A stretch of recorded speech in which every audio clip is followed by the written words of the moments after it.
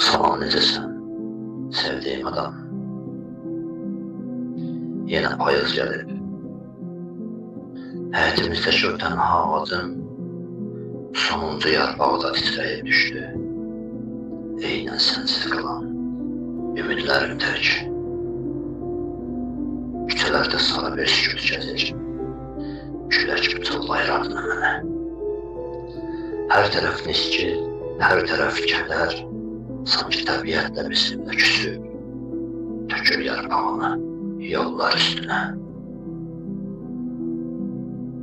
Ruhum o sapsarı yarpağa bənzər, bir həzin meh gözlər savrulmaq üçün.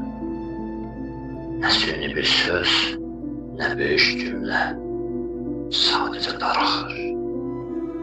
Göz yaşlı bir payız yağış edərik. İndi hər sarı yarpaq bir xatirə, Seymurun qəlbində titrəyir səssiz.